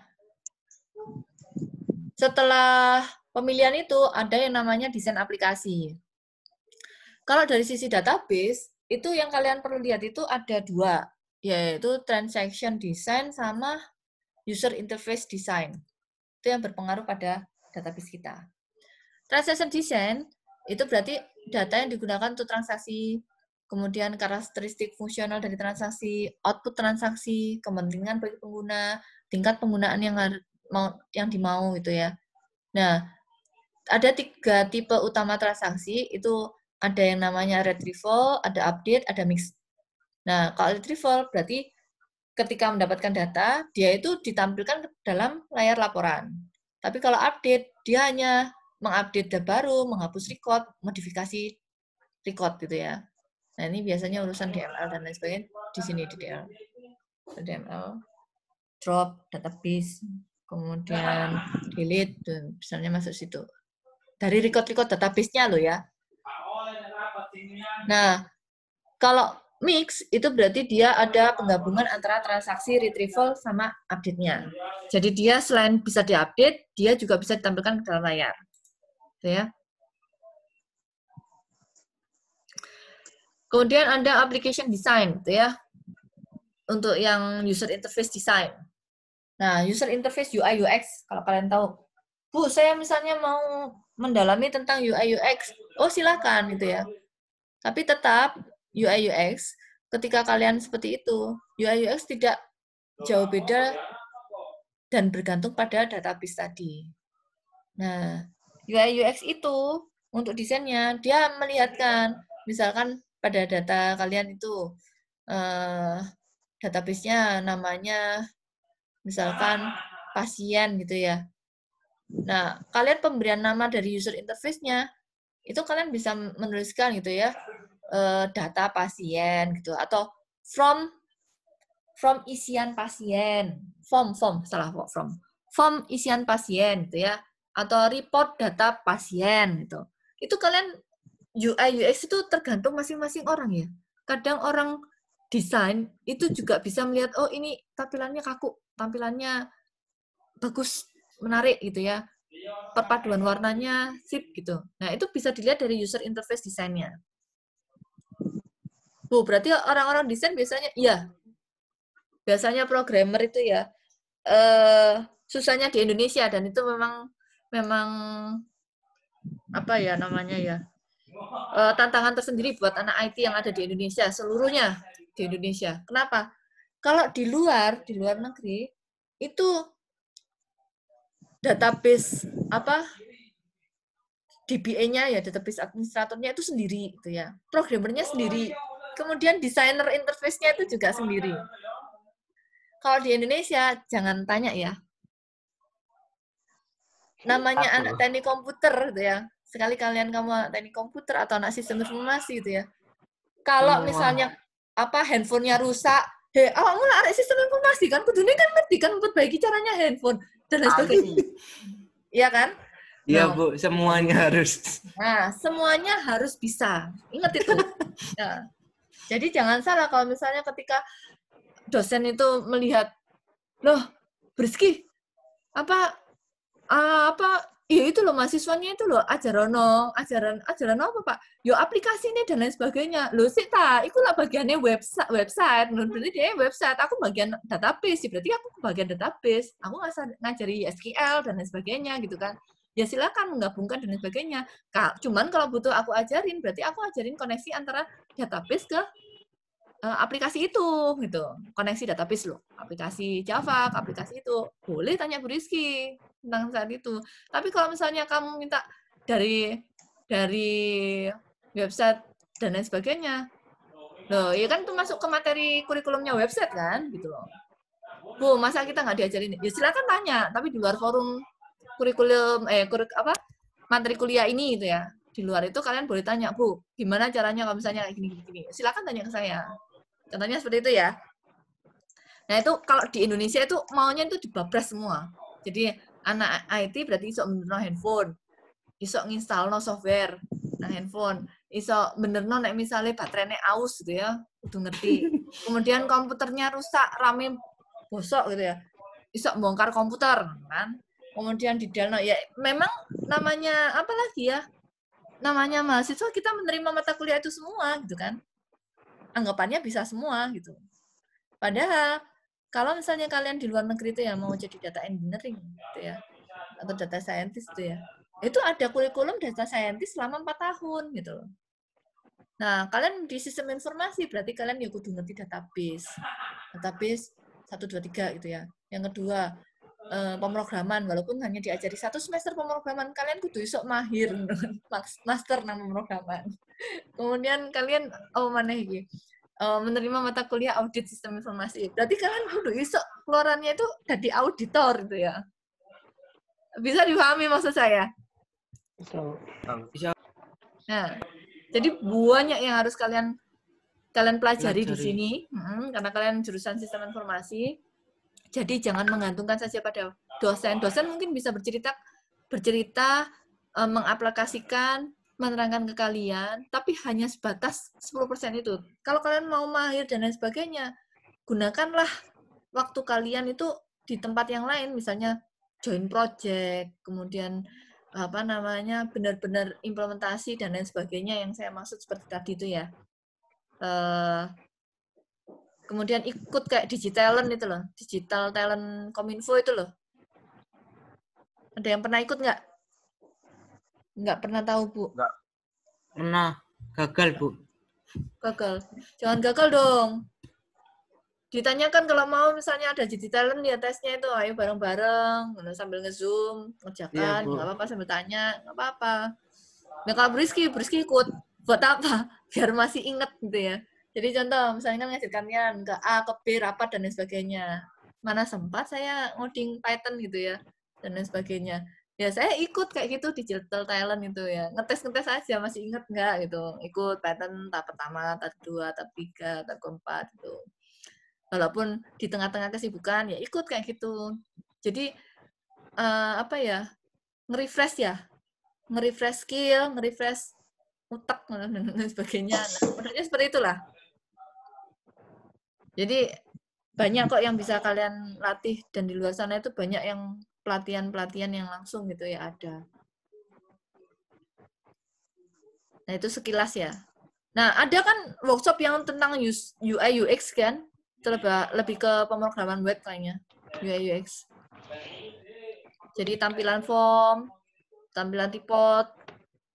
Coba kalian search di PHP itu, tampilan form, tampilan tipot, kan ada codingannya kan? Nah, itu kalian aplikasikan. Ya, kalau mau mengorbankan komputer sih nggak apa-apa. Komputer misalnya localhost diinstal, kemudian diupdate lagi gitu ya. Kemudian delete lagi, diupdate lagi, delete ya. Silakan, nggak apa-apa. Atau setiap kalian bikin, simpan ke GitHub. Pernah pakai GitHub? Apa itu? Pernah. Pernah. Ya. Pernah, Bu. Ambil aja tapi Bu. Apa? Ambil aja. Hah? Mengambil. Apa? Nggak dengar saya. Mengambil aja. Ambil Bu. aja, Bu. Oh, alah, Ngambil ngambil data aja. Rugi dong. Kalau Briski misalnya ada soal, ya kayak project dari, apa namanya, bukan project sih. Kalau ada project ya disimpan sendiri. Kalau misalnya itu loh, apa namanya, soal tes, kayak misalnya dari digitalan gitu ya, oh ini soalnya kok mantep gini, terus ngoding gitu ya. Udah biar nggak lupa ngodingnya tetap di GitHub. Kemudian mau tak share ya tetap di GitHub. Kalau misalnya bukan untuk khusus umum ya buat project, kita duit. Itu aja. Modelnya kayak gitu. Mau sharing ya sharing. Itu aja. Kalau misalnya itu sharingnya masih bisa dipakai buat duit ya disimpan dulu lah. Biar projectnya datang ke kita. Kayak gitu-gitu. Tapi kalau namanya mahasiswa gitu ya, tugas apapun ya, dari tugas akhir dan lain sebagainya, pengumpulan gitu ya, kumpulkan selengkap-lengkapnya ke dosennya. Kenapa, Bu? Nah, ya biar dicek, biar tahu apa yang salah. Tanyakan kalau misalnya ada yang kurang gitu. Itu aja. Nah, itu untuk desain UI UX ya. Oh, ini tadi. Nah, jadi itu tadi transaction. Pentingnya itu sih kalau Briski tahu Briski ya. Bu, kok contohnya apa, Bu? Contoh misalnya kan kalian disuruh buatlah sistem informasi gitu ya. Restoran. Pertanyaan ini ya, pertanyaan. Sistem informasi restoran, di mana di situ ada menu dan harga gitu ya.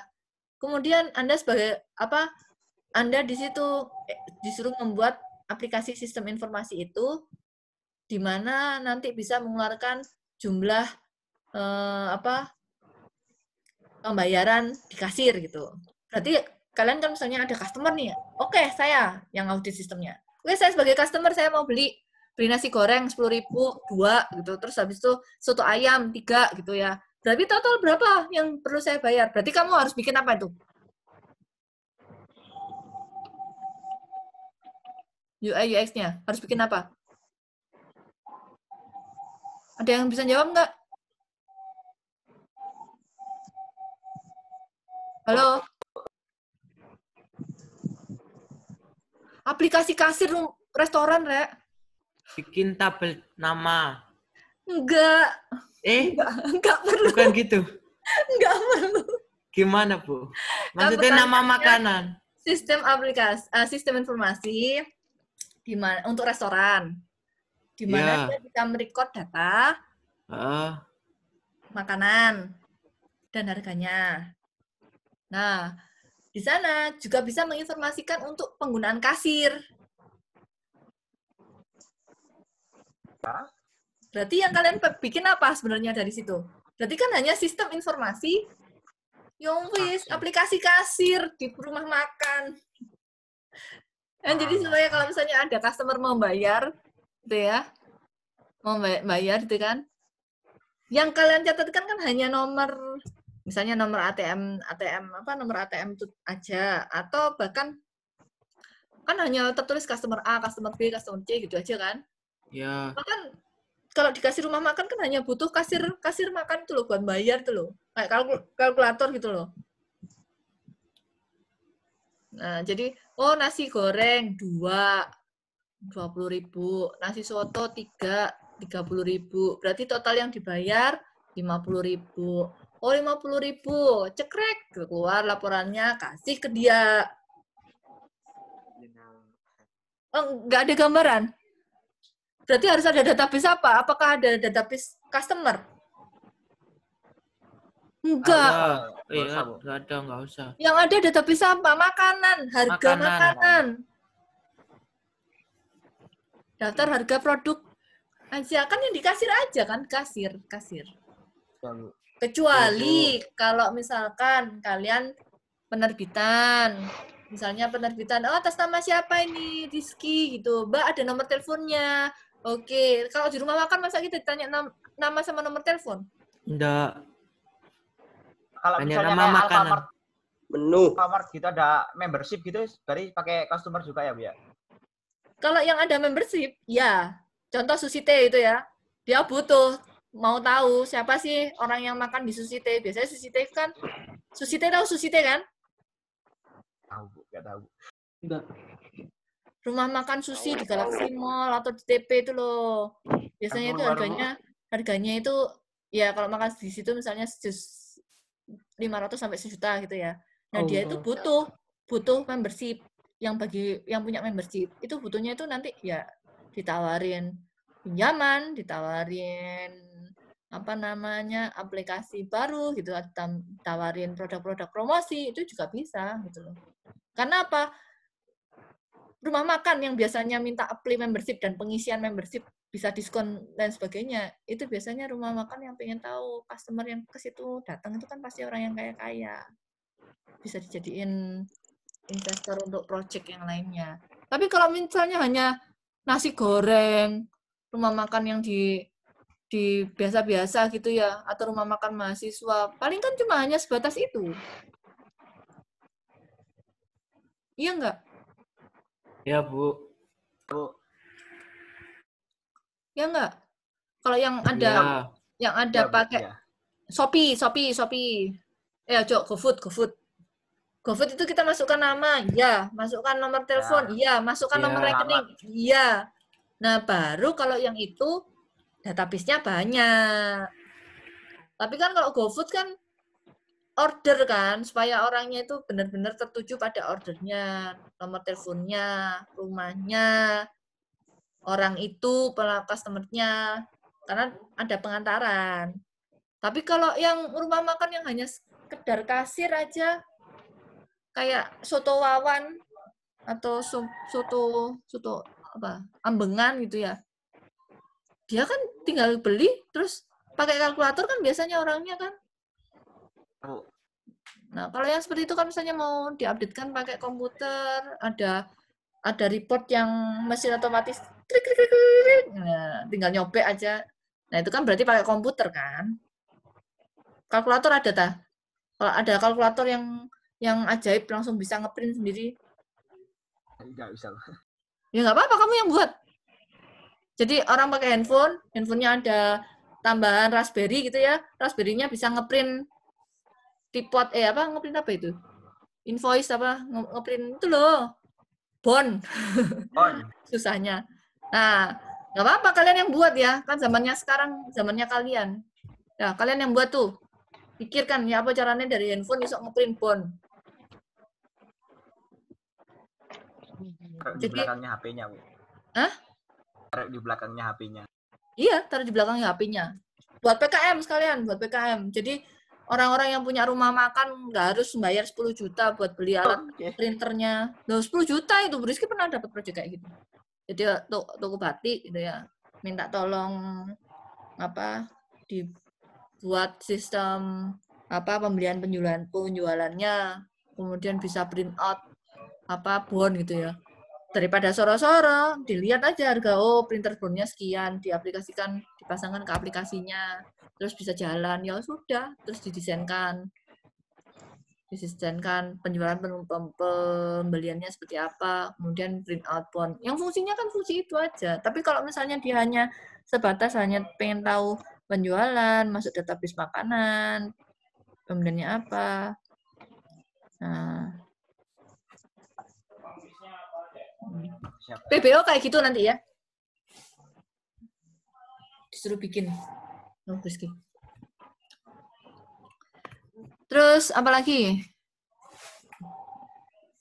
Itu UI UX ya. Jadi ada digit entry data. Tipe datanya itu apa aja, entry-nya yang harus diinputkan berapa. Kalau misalnya nomor handphonenya nomor handphone itu berapa?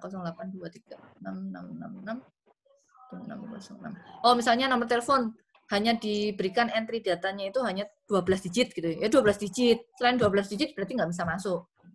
Atau email ada karakternya sekian karakter, ya udah itu aja yang ditentukan. Jadi field-fieldnya jelas kalau di desain aplikasi. Next ya. Guys paham ya UI UX ya? Kalian pelajari lebih lanjut yang UI UX. Sekarang lanjut setelah UI UX, itu lanjut ke namanya prototyping. Berarti prototyping itu jadi prototype gitu ya. Jadi ada desain fiturnya, sistem yang mau berjalan apa, perbaikan sama penambahan fitur yang seperti apa, kemudian klarifikasi kebutuhan usernya apa, evaluasinya seperti apa. Nah, prototype itu ada dua, ada yang requirement sama evolutionary. Kalau requirement, berarti dia itu prototipenya dibuat saat itu untuk kebutuhan itu, gitu ya. Tapi setelah selesai, misalnya, proyeknya selesai setahun ya, boleh orangnya mau buang atau mau ganti lagi, silakan gitu. Tapi kalau evolutionary, aku ditelepon Bu Arafah, di kontak. Halo, Assalamualaikum, Bu. Iya. Nggih. Ke Unusa? Iya. Oh, saya carikan Bu Arafah ya ke bendahara LPPM. Nggih, saya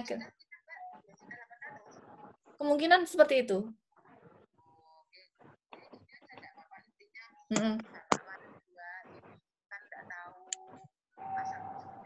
Betul. Iya.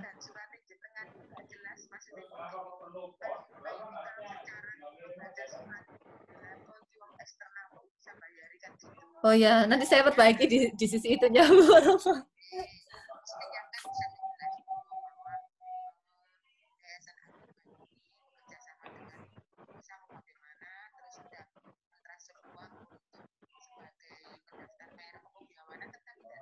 Oke.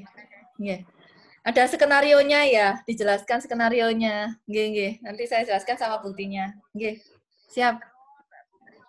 Oke. Waalaikumsalam warahmatullahi wabarakatuh.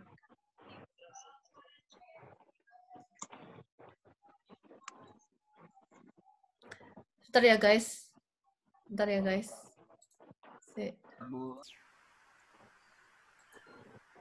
Saya stop dulu. Habis ini kita break dulu ya. Rizky mau perjalanan ke Unusa. Bu, siap Bu. Ya, Bu. Ya, ini tinggal prototyping, habis itu selesai kok. Ada soal saya sebentar ya. Nah, ini prototypingnya. Jadi kalau evaluation ini berarti dia dikembangkan terus ya. Kemudian setelah prototyping ada yang namanya data warehouse, implementasi dulu. Nah, di sini implementasi itu kita yang membahas kalau basis data itu yang DDA sama DML. Untuk 4G-nya dan 4GL-nya itu harus ditambahkan bahasa pemrograman lain ya. Itu integrasi. Nah, ini baru masuk ke data warehouse dan lain sebagainya, di mana ada LTP, OLTP, sama OLAP. OLTP itu berarti ada transaction online, OLAP itu berarti analisis online. Nah, baru dilakukan versi namanya testing. Nah, testing itu buat ngelihat software kita itu ada salah nggak, ngetesnya bisa pakai yang audit siapa aja itu bisa. Nah, latihan auditor itu paling gampang itu apa? Saling mentesting pekerjaan teman-temannya. Jadi kalau kamu buat software tuh ya ojo malah menang. Share nih, itu testingin. Ayo, komen. Semakin komen, semakin bagus itu softwarenya. Itu ya. Kemudian yang 11 itu operational maintenance. Ya, ini yang susah. Ini yang mahal. Kenapa? Nggak setiap misalnya ini dipakai 1 tahun, 2 tahun, itu gampang. Udah selesai buat, selesai gitu. Enggak. Tapi maintenance itu yang mahal. Jadi di sini kenapa orang database itu gajinya gede itu ya gara-gara maintenance ini, operational maintenance. Pemeliharaan, update SSL, update security, update macam-macam lah. Banyak kalau misalnya di basis data. Kebutuhan baru, kadang migrasi software, migrasi database gitu ya. Itu yang susah. Dan kalau misalnya datanya hilang, yo diomel-omeli ya juga lumayan. Nah, udah ini soal SBD-nya minta tolong dikerjakan, carilah apa itu database application life cycle, kemudian carilah artikel jurnal yang berkaitan dengan hal itu, download, baca, kemudian masukkan ke dalam PPT. Isinya PPT kayak gini, kumpulkan ke GCR yang kemarin. Kemudian untuk selesai ya, saya akhiri. Praktikumnya Bu gimana Bu? Praktikumnya Ya, nanti Bu. saya share ke GCR ya. Nanti saya kasih keterangan sedikit tentang di praktikum itu ya. Masih sebatas terkait hal ini kok, tenang aja. Tugas yang ini itu deadline-nya kapan Bu? Yang barusan ini? Sebelum basis data. Depan. Oh, berarti, Bu. minggu Siap, Bu. depan. Ya, yang Baik, praktikum Bu. juga sebelum basis data juga. Nggak apa-apa. Oh, Oke. baik. Ya, Terima kasih, Bu. nanti tak share ke GCR. Dimas ingetin saya Ya, akhiri perkuliahan. baik. Nanti saya kirimkan video untuk yang Ini absennya gimana, Bu? absennya ya nanti di YouTube-nya ini aja wis nggak apa-apa, di YouTube-nya atau di sini nggak apa-apa.